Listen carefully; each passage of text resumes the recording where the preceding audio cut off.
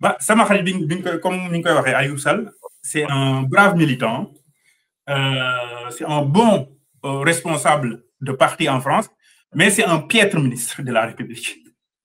Vraiment. Koo xam ne vision bi, ça se limite à sa haine des médias. Et ça, je ne comprends pas.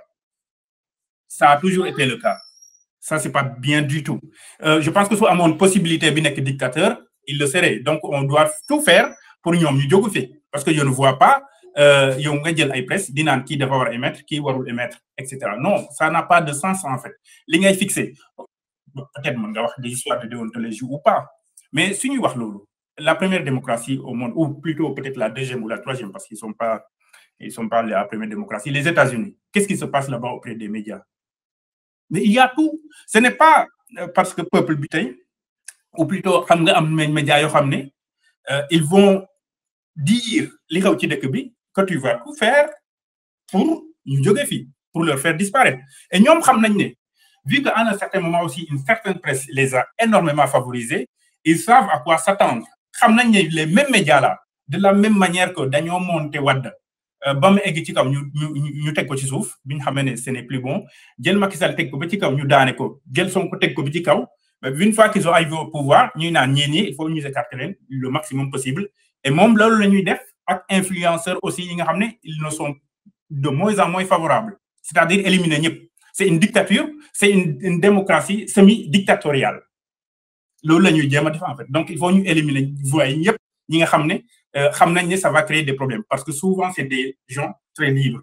Souvent c'est des gens qui ont une possibilité d'utiliser tous les moyens, y compris les moyens utilisés, c'est-à-dire la violence verbale, c'est-à-dire les deepfakes et les fake news pour arriver à leur fin. Nous savons donc nous devons assainir presse et les influenceurs. Est-ce que ça va marcher? Je souhaite que ça ne marche pas.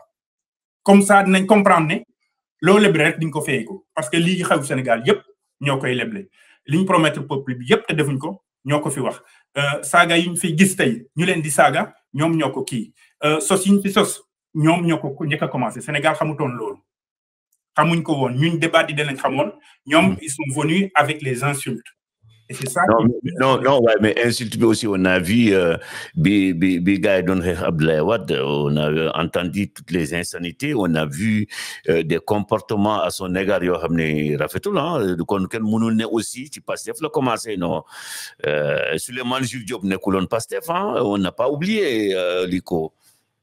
Mais Souleymane Jules Diop, mais sauf qu'au fils, ça a été systématisé, c'était à l'échelle d'un parti politique. Souleymane Jules Diop, à l'époque, illustré, mais nous donnons ça à nous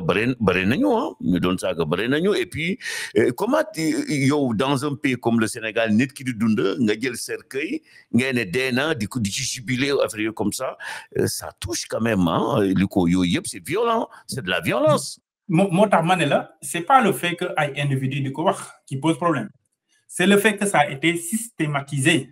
Mais là-bas aussi, c'est systématisé. Parce que c'est un parti politique, toute leur communication et leur stratégie est basée sur ça, sur le faux.